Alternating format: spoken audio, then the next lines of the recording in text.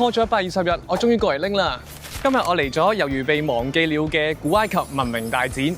其實喺一開張嘅時候，我已經嚟咗呢一度拍介紹，但係因為拖延症嘅緣故，所以呢條片到而家都未出街。